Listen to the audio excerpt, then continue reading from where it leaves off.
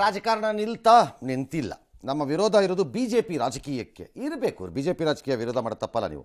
ಆದರೆ B J P ರಾಮನಿಗೆ ಅಂತ ಎಲ್ಲಿದೆ? ಸಿದ್ದರಾಮಯ್ಯನವರು ಹೇಳಿದರು, ನಾವು ಪ್ರೀತಿಸುವುದು ಗಾಂಧಿ ರಾಮನನ್ನು. ಗಾಂಧಿಯ ರಾಮ ಯಾವುದು, ಯಾರು? ಮತ್ತು ಗಾಂಧಿಯ ರಾಮನೇ ಸರಿ ಅಂತ ಎಲ್ಲರೂ ಯಾಕೆ ಒಪ್ಕೋಬೇಕು ಅನ್ಕೋತೀರಿ? ನಾನು ಒಪ್ಕೋಬೋದು, ಅದು ನನ್ನ ಪ್ರಶ್ನೆ ಬೇರೆ. ನನಗೆ ಗಾಂಧಿ ಇಷ್ಟ, ಆ ಪ್ರಶ್ನೆ ಬೇರೆ. ಬಟ್ ಗಾಂಧಿನೂ ಒಪ್ಕೋತೀನಿ, ಗಾಂಧಿ ರಾಮನನ್ನು ನಾನು ಒಪ್ಕೋಬೇಕು ಅಂತ ಎಲ್ಲಿದೆ ಪ್ರಜಾಪ್ರಭುತ್ವದಲ್ಲಿ? ನಿಮ್ಗೀಗ ನೀವೇನು ಬೇಕಾದ್ರೂ ಮಾಡ್ಕೊಳ್ಳಿ, ಗಾಂಧಿ ರಾಮನಾರು ಒಪ್ಕೊಳ್ಳಿ, ಯಾರು ಒಪ್ಕೊಳ್ಳಿ ಅಂತಾರಪ್ಪ ಯಾರೊಬ್ರು. ಒಂದು. ಎರಡನೇದು, ಗಾಂಧಿ ರಾಮ ಅಂದರೆ ಏನು? ಇನ್ನೊಬ್ರು ಯಾರು? ನಮ್ಮ ದಶರಥ ರಾಮ ಯಾರದು? ಯಾರದು? ಮೋದಿ ಆರ್ ಟ್ರಸ್ಟ್ನವ್ರು ಮಾಡಿದ್ದಕ್ಕೆ ಅಯೋಧ್ಯೆಯಲ್ಲಿರುವ ರಾಮನನ್ನ ಅದರ ಮೌಲ್ಯವನ್ನು ಕಡಿಮೆ ಮಾಡುವ ಮಾತುಗಳನ್ನು ಆಡುತ್ತಾ ಹೋದರೆ ಅದರಲ್ಲಿ ಮರ್ಯಾದೆ ಕೆಡಿಸಿಕೊಳ್ಳೋದು ನೀವುಗಳೇ.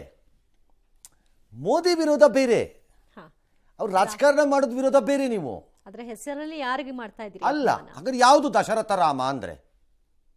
ಏನಿಲ್ಲ ಬೆಂಗಳೂರಿನಲ್ಲಿ ಜೆ ಪಿ ನಗರದಲ್ಲಿದ್ದಾರಾ ಅವರು? ಯಾರದು ದಶರಥ ರಾಮ ಅಂದರೆ?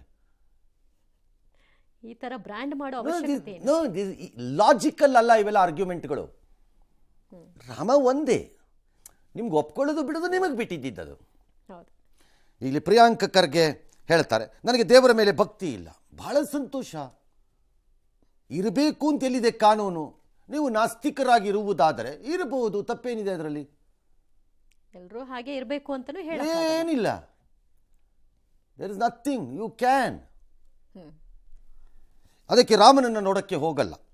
ದೇವರ ಮೇಲೆ ಭಕ್ತಿ ಇಲ್ಲ ಅಂದಾಗ ರಾಮನ ಮೇಲೆ ಎಲ್ಲಿರಕ್ಕೆ ಸಾಧ್ಯ? ಯಾವ ದೇವರ ಮೇಲೂ ಇರಬೇಕಾಗಿಲ್ಲ, ಯಾವ ದೇವರ ಮೇಲೂ ಇರಬೇಕಾಗಿಲ್ಲ. ಆಗ ಅದು ಕ್ರೈಸ್ತನಾರು ಇರ್ಬೋದು, ಅಲ್ಲಾನಾರು ಇರ್ಬೋದು, ರಾಮನಾರು ಇರ್ಬೋದು, ಅಥವಾ ನಿಮ್ಮೂರಿನಲ್ಲಿರಬೇಕಾದ ಯಾವುದೋ ದೇವಸ್ಥಾನನೂ ಇರ್ಬೋದು. ನೀವು ಇದನ್ನು ಹೇಳಿದ ಮೇಲೆ ಹೋದರೆ ಅದು ಡೊಂಗಿ. ಬರೀ ಓಟ್ಗೋಸ್ಕರ ಹೋಗೋದು ಅಂತ ಎಲೆಕ್ಷನ್ ಟೈಮಲ್ಲಿ ಹೋದರೆ ಕಣ್ಣಿಟ್ಕೊಂಡು ನೋಡ್ತೀನಿ. ವಾಸ್ತುಶಿಲ್ಪವನ್ನ ತಿಳ್ಕೊಳ್ಳೋಕೆ ನೋಡೋದಕ್ಕೆ ಹೋಗ್ತಾರಂತ. ಹಾಗಾದ್ರೆ ವಾಸ್ತುಶಿಲ್ಪಿಯಾಗಿ ನೀವು ಊರಲ್ಲಿರೋ ದೇವಸ್ಥಾನ ಎಲ್ಲ ವಾಸ್ತುಶಿಲ್ಪ ನೋಡೋಕೆ ಹೋಗ್ತೀನಿ ಅನ್ನೋದಾದರೆ ಇವಾಗ ಅಲ್ಲಿದ್ದು ಹೋಗಿದ್ರು ಹೋಗ್ಬೋದು. That's A different issue. ನಿಮಗೆ ಬಿಟ್ಟಿದ್ದದು. 11 ದಿನಗಳ ಕಠಿಣ ಉಪವಾಸ ವ್ರತದ ಬಗ್ಗೆ ಮಾಜಿ ಮುಖ್ಯಮಂತ್ರಿ ವೀರಪ್ಪ ಮೊಯ್ಲಿ ಅನುಮಾನ ವ್ಯಕ್ತಪಡಿಸಿದ್ದಾರಂತೆ. ನಿಮಗೆ ಯಾರು ರಿಸರ್ಚ್ ಮಾಡಿಕೊಟ್ರಪ್ಪ? ಅವ್ರು ಮಾಡಿದಾರೋ ಬಿಟ್ಟಿದ್ದಾರಂತ? ನೀವೇನು ಅವ್ರು ಬಚ್ಚಲ ಮನೆಗೋ ಅಡುಗೆ ಮನೆಗೆ ಹೋಗಿ ನೋಡ್ಕೊಂಬಂದಿದ್ರಾ? ನೀವೇನವ್ರು ಕಿಚನ್ನಲ್ಲೇ ಇದ್ರಾ ಸದಾಕಾಲ 11 ಡೇಸ್ ವಾಚ್ ಮಾಡೋಕ್ಕೆ? ನಿಮ್ಮ ಅನುಮಾನ. ನನಗೂ ಒಂದು ಅನುಮಾನವನ್ನು ಇದು ಬಂದ ಕೂಡಲೇ SMS ಸ್ಟಾರ್ಟ್ ಆಯ್ತು. ನನಗೆ ಅಂದ್ಕೊಂಡೆ ಯಾಕೆ ಬರ್ತಾ ಇದೆ ಈ ಥರ ಅಂತ. ಇವ್ರು ಹೇಳಿದಾಗ ಏನಕ್ಕೆ ಹಿಂಗೆಲ್ಲ ಬರ್ತಾ ಇದೆ ಅಂತ ಆಮೇಲೆ ಕೇಳಿದೆ, ಅಯ್ಯೋ ಅದು ಇದಕ್ಕೆ ಹಿಂಗೆ ಅಂತೆ. ಈಗ ರಾಹುಲ್ ಗಾಂಧಿ ಫಾರಿನ್ಗೆ ಯಾವುದೋ ಒಂದು ಧ್ಯಾನಕ್ಕೆ ಅಂತನೋ ಏನಕ್ಕೋ ಟೂರ್ಗೆ ಹೋದ್ರು ಅಂತಂದ್ರಲ್ಲ, ಅವ್ರು ಅದಕ್ಕೆ ಹೋಗಿದ್ರು ಅಂತ ನೀವು ಹೆಂಗೆ ಹೇಳೋದೀಗ? ಅನುಮಾನ ಬಂದರೆ ಏನು ಮಾಡೋದು? ಅನುಮಾನ ಅಲ್ಲಿ ಮಜಾ ಮಾಡ್ಕೊಂಬರಕ್ಕೆ ಹೋಗೋರಪ್ಪ ಅವರ ಅನುಮಾನ ಅಂದರೆ ಹೇಗಿರುತ್ತೆ? ಕೇಜ್ರಿವಾಲ್ ಮೊನ್ನೆ ಉಪಾಸನೆಗೋ ಅದು ಯಾವುದಕ್ಕೋ ಒಂದಕ್ಕೆ ವಿಪಸನಕ್ಕೋ ಏನಕ್ಕೋ ಹೋಗಿ ಬಂದ್ರಪ್ಪ, ಅದು ಅನುಮಾನ. ಅಂದರೆ ಯಾರೇನು ಮಾಡೋಕ್ಕಾಗತ್ತೆ? ಅನುಮಾನ ಪಿಚಾಚಿ ಇದ್ದಾಗ ಯಾರೇನು ಮಾಡೋಕ್ಕಾಗಲ್ಲ.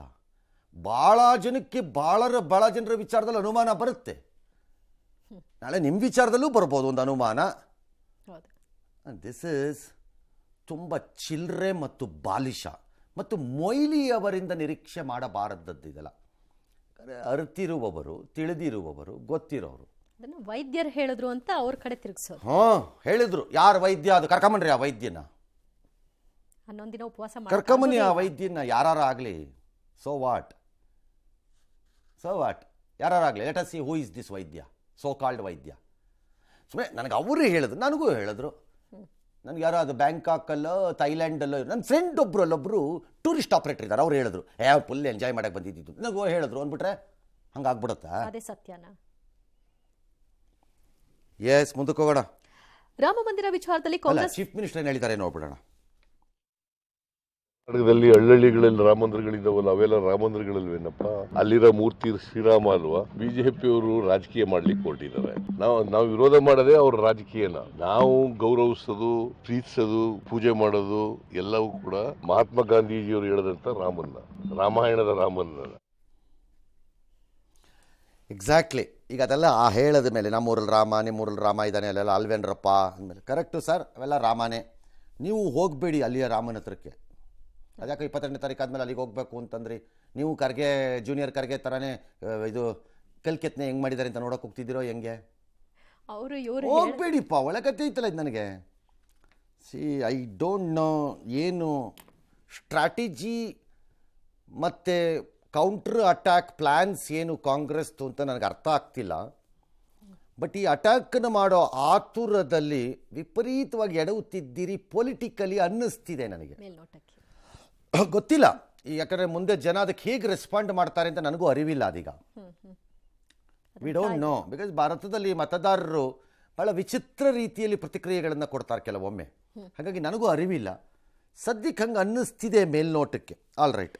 ಇನ್ನು ರಾಮ ಮಂದಿರ ವಿಚಾರದಲ್ಲಿ ಕಾಂಗ್ರೆಸ್ ಧೋರಣೆಯನ್ನ ಬಿಜೆಪಿ ಕಟುವಾಗಿ ಟೀಕಿಸಿದೆ. ರಾಮ ಮಂದಿರಕ್ಕೆ ತಡೆ ಕೋರಿ ಕೋರ್ಟ್ಗೆ ಅರ್ಜಿ ಹಾಕಿ ರಾಮ ಸೇತು ಕೇವಲ ಕಾಲ್ಪನಿಕ ಅಂತ ಮೊಂಡುವಾದ ಮಾಡಿದ್ಯಾರು? ರಾಮ ಮಂದಿರ ತೀರ್ಪು ಕಾಯ್ದಿರಿಸಲು ಷಡ್ಯಂತ್ರ ಮಾಡಿದ್ಯಾರು? ರಾಮನ ಪ್ರಾಣ ಪ್ರತಿಷ್ಠಾಪನೆಗೆ ಬಹಿಷ್ಕಾರ ಹಾಕಿತು ಕಾಂಗ್ರೆಸ್. ಕರ್ನಾಟಕದಲ್ಲಿ ರಜೆ ನೀಡದೆ ರಾಮ ಭಕ್ತರಿಗೆ ತೊಂದರೆ ನೀಡಿದ್ದು ಕಾಂಗ್ರೆಸ್. ಸಿಎಂ ಟವರ್ನಲ್ಲಿ ರಾಮನಿಗೆ ಅಗರಬತ್ತಿ ಹಚ್ಚಲು ನಿರ್ಬಂಧ ಹೇರಿದ್ದು ಕಾಂಗ್ರೆಸ್ ಅಂತ ಬಿಜೆಪಿ ವಾಗ್ದಾಳಿ ನಡೆಸಿತು. ಪ್ರಧಾನಿ ಮೋದಿಗೆ ವೀರಪ್ಪ ಮೊಯ್ಲಿ ಬಹಿರಂಗ ಕ್ಷಮೆಯನ್ನ ಕೋರಬೇಕು, ಇಲ್ಲವಾದಲ್ಲಿ ಮೊಯ್ಲಿಯನ್ನ ಕಾಂಗ್ರೆಸ್ನಿಂದ ಉಚ್ಚಾಟನೆ ಮಾಡಬೇಕು ಅಂತ ವಿಪಕ್ಷ ನಾಯಕ ಆರ್ ಅಶೋಕ್ ಆಗ್ರಹ ಮಾಡಿದ್ದಾರೆ.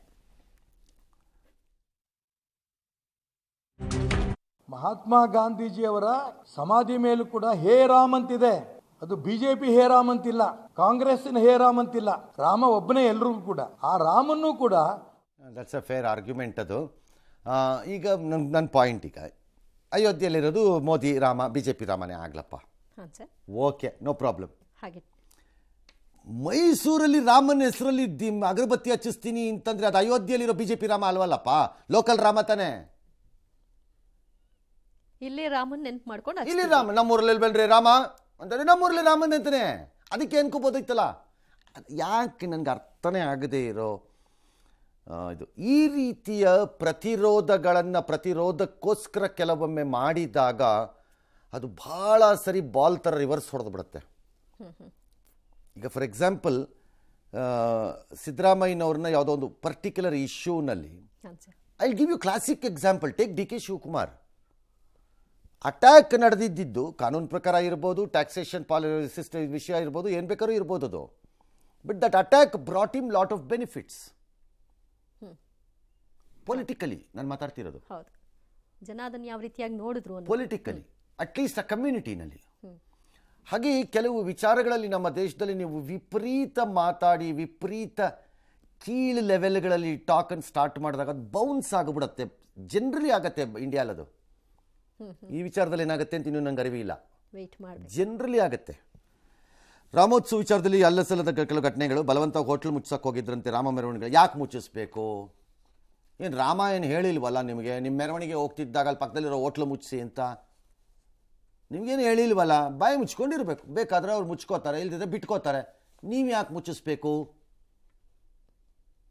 ಈ ಓವರ್ ಎಂತೂಸಿಯಾಸಮ್ ಮಾಡಿ ಅಂತ ರಾಮನೂ ಹೇಳಿಲ್ವಲ್ಲ, ಹಿಂಸೆನ ಸಹಿಸ್ತಾನ, ಯಾಕೆ ಬೇಕು? ಮುಂಜಾಗ್ರತಾ ಕ್ರಮವಾಗಿ ಗುರುವಾರದವರೆಗೆ ವಾಡಿನಲ್ಲಿ ನಿಷೇಧಾಜ್ಞೆ ಹಾಕ್ಕೊಂಡಿದ್ದಾರೆ. ಮಂದಿರಕ್ಕೆ ವಿರೋಧವಿದೆ. ಬಾಬ್ರಿ ಮಸೀದಿ ಮತ್ತೆ ತಲೆ ಎತ್ತತ್ತೆ ಸೋಷಿಯಲ್ ಮೀಡಿಯಾಲಿ ಅವನು ಯಲಬರ್ಗದ ಶಾರುಖ್ ಖಾನ್ ಅಂತ ಹಾಕ್ಕೊಂಡಿದ್ದಂತೆ. ಕೊಪ್ಪಳದಲ್ಲಿ ಕೇಸ್ ಮಾಡಿದ್ದಾರೆ. ಅವನಲ್ಲ, ಅವನ ಮೊಮ್ಮಗೂ ಬಂದರೂ ಆಗಲ್ಲ ಅದು ಸದ್ಯಕ್ಕಂತೂ. ಅವನನ್ನು ಬಿಟ್ಬಿಡೋಣ. ಯಾಕೆ ಅಂದರೆ ತಲೆ ಎತ್ತುವುದು ಹೇಗೆ ಅಂದರೆ ಮತ್ತೆ ಯಾವಾಗಲೂ ಒಂದ್ಸರಿ ಸುಪ್ರೀಂ ಕೋರ್ಟೇ ಈ ಆಸ್ತಿ ವ್ಯಾಜ್ಯ ಸರಿ ಇಲ್ಲ, ರಾಮನಿಂದ ವಾಪಸ್ ತಗೊಂಡು ಬಾಬರ್ ಕೊಟ್ಬಿಡ್ತೀನಿ ಆಸ್ತಿನ ಅಂತ ಕೊಡಬೇಕವಾಗ. ಕೋರ್ಟ್ ಆಜ್ಞೆ ಆಗಬೇಕು. ಇದು ಕೋರ್ಟ್ ಆದೇಶ. Anyone who talks something against Rama ಅಥವಾ ಮೋದಿಯನ್ನು ವಿರೋಧ ಮಾಡುವ ಆತುರದಲ್ಲಿ ಇದನ್ನು ಮಾತಾಡ್ತಾನೆ, you are also talking against the Supreme Court judgment. You are also talking. Modi Rama ಬೇರೆ, ಬೇಕಿದ್ರೆ ಒಪ್ಕೊಳ್ಳಿ, ಸಾಕಿದ್ರೆ ಬಿಟ್ಕೊಳ್ಳಿ, ನಿಮಗೆ ಬಿಟ್ಟಿದ್ದು ಜಡ್ಜ್ಮೆಂಟ್ ನೋಡಿ. ಫಸ್ಟ್ ಜಡ್ಜ್ಮೆಂಟ್ ಸರಿ. ಇನ್ಯಾವನೊಬ್ಬ ಹಾಕಿದ್ದಂತೆ ಅವಹೇಳನಕಾರಿಗೆ ಕೇಸ್ ಹಾಕೊಂಡಿದ್ದಾರೆ. ಫ್ಲೆಕ್ಸನ್ನೆಲ್ಲ ಹೊರದಾಕಿದ್ರಂತೆ, ಅದಕ್ಕೆ ಗಲಾಟೆ. ಡಿ ಸಿ ಕಚೇರಿ ಮುಂದೆ ಹೋಮ ಮಾಡೋಕ್ಕೆ ಪ್ರಯತ್ನಿಸಿದ್ರಂತೆ. ಡಿ ಸಿ ಕಚೇರಿ ಮುಂದೆನೇ ಯಾಕೆ ಮಾಡಬೇಕು? ಸರಿ. ವಿಶೇಷ ಅಂದರೆ ಚೀನಾ ಸೈನಿಕರು ಜೈ ಶ್ರೀರಾಮ್ ಅಂದಿರೋ ವಿಡಿಯೋ ಎಲ್ಲೋ ವೈರಲ್ ಆಗ್ಬಿಟ್ಟಿದೆ. LOC ಲೈನ್ ಆಫ್ ಆ್ಯಕ್ಚುಯಲ್ ಕಂಟ್ರೋಲಲ್ಲಿ ಇಬ್ಬರು ಒಟ್ಟಿಗೆ ಮಾಡಿದ್ದಾರೆ. ಇವತ್ತು ರಾಮೋತ್ಸವ ಕಂಡ್ರಿ ನಮ್ಮ ದೇಶದಲ್ಲಿ ಅಂತ. ಹೌದಾ? Okay, we will also shout. ಅವರು ಜೈ ರಾಮ್ ಅಂದಿರ್ತಾರೆ. ಅವ್ರ ಕೈಲಿ ಯಾಕ್ರಪ್ಪ ಹೇಳ್ಸಕ್ಕೆ ಹೋದ್ರಿ? ಆಯಿತು, ಇರಲಿ. ಎಸ್. ಬಾಲರಾಮನ ಪ್ರಾಣ ಪ್ರತಿಷ್ಠಾಪನೆಯ ದಿವ್ಯ ಮುಹೂರ್ತದಲ್ಲಿ ಮಗುವಿಗೆ ಜನನ ಕೊಡಬೇಕು ಅಂತ ಬಹಳಷ್ಟು ದಂಪತಿಗಳು ಅಂದ್ಕೊಳ್ತಾ ಇದ್ರು. ಕೆಲವರು ಸಿಸೇರಿಯನ್ ಅನ್ನ ಮಾಡಿಸ್ಕೊಂಡಿದ್ದಾರೆ. ಗಂಡು ಮಗು ಹುಟ್ಟಿದ್ರೆ ರಾಮ ಅಂತ, ಹೆಣ್ಣು ಮಗು ಹುಟ್ಟಿದ್ರೆ ಸೀತಾ ಅಂತ ಹೆಸರನ್ನ ಇಟ್ಟಿದ್ದಾರೆ. ಉತ್ತರ ಪ್ರದೇಶದ ಫಿರೋಜಾಬಾದ್ ಜಿಲ್ಲಾಸ್ಪತ್ರೆಯಲ್ಲಿ ಗಂಡು ಮಗುವಿಗೆ ಜನ್ಮ ಕೊಟ್ಟಂತಹ ಫಜಾನಾ ಎಂಬಾಕೆ ತಮ್ಮ ಹಸುಗೂಸಿಗೆ ರಾಮ್ ರಹೀಂ ಅಂತ ನಾಮಕರಣ ಮಾಡಿದ್ದಾರೆ. ಬೆಂಗಳೂರಿನಲ್ಲಿ 50ಕ್ಕೂ ಹೆಚ್ಚು ಮಕ್ಕಳು, ವಿಜಯಪುರದ ಒಂದೇ ಆಸ್ಪತ್ರೆಯಲ್ಲಿ 20 ಮಕ್ಕಳು ಜನಿಸಿದ್ದಾರೆ. ಬಿಹಾರದ ಪಾಟ್ನಾ ಒಂದರಲ್ಲೇ ನಿನ್ನೆ 500 ಮಕ್ಕಳು ಜನಿಸಿದ್ದಾರೆ. ಆಲ್ ರೈಟ್, ಒಂದು ವಿರಾಮ ಇದೆ. ಏನು ಇಷ್ಟೊಂದು ಮಕ್ಕಳು ಹುಟ್ಟಿದ್ವಾರ? ಎಲ್ಲರಿಗೂ ರಾಮ, ಎಲ್ಲರಿಗೂ ಸೀತಾ ಅಂತ ಇಟ್ಬಿಟ್ರೆ ಕಷ್ಟ ಆಗಲ್ವ ಮುಂದೆ? ಜಾಸ್ತಿ ಜನ ಆಗೋದ್ರು ಇರುತ್ತೆ ಈ ಥರದ ಸಂದರ್ಭಗಳಲ್ಲಿ ವೆನ್ ಓವರ್ವೆಲ್ಮಿಂಗ್ ಆಗಿರೋಂಥ ಹಿಸ್ಟಾರಿಕಲ್ ಒಕೇಶನ್ಸು ನಡೆದಾಗ ಉಳ್ಕೊಳ್ಬೇಕು ಅಂತ, ಅಥವಾ ಹಿಸ್ಟಾರಿಕಲ್ ಫಿಗರ್ಸು ಮತ್ತೆ ಒಂಥರ ಪುನರ್ಜನ್ಮ ಪಡೆದಂತೆ ಬಂದಾಗ, ಅಥವಾ ತಂದೆ ತಾಯಿಗಳು ಆ ರೀತಿಯ ವ್ಯಕ್ತಿಗಳಿಗೆ ತುಂಬ ಮೆಚ್ಚಿ ನಡೆದುಕೊಂಡಿದ್ದಾಗ, ಫಾರ್ ಎಕ್ಸಾಂಪಲ್ ಈಗ ನ್ಯೂಜಿಲೆಂಡ್ ಕ್ರಿಕೆಟರ್ ಬಗ್ಗೆ ಯಾರು ರಚಿನ್ ಅಂತೇನೋ ಇಟ್ಕೊಂಡಿರೋ ಹೆಸರು, ತಂದೆ ಕ್ರಿಕೆಟ್ ಪ್ರೇಮಿ, ಹಾಗಾಗಿ ಅವರು ರಾಹುಲ್ ಡ್ರಾವಿಡ್, ಸಚಿನ್ ತೆಂಡೂಲ್ಕರ್, ಶಶಿ ರಚಿನ್ ಅಂತ ನಾನು ಮಾಡಿದ್ದೀನಿ ಅಂತಂದ್ರಲ್ಲ, ಹಾಗಿದ್ದಾಗ ಈ ಥರದ ಹೆಸರುಗಳು ಇವೆಲ್ಲ ಬರುತ್ತೆ. ಇದು ಇಲ್ಲಷ್ಟೇ ಅಲ್ಲ, ಎಲ್ಲ ಕಡೆಯಲ್ಲೂ ಆಗತ್ತೆ. ಇದು ಆ ಉತ್ಸಾಹ ಇರುತ್ತೆ ಜನಕ್ಕೆ, ಭಾಳ ಜನಕ್ಕೆ ಇರುತ್ತೆ ಆ ಉತ್ಸಾಹ.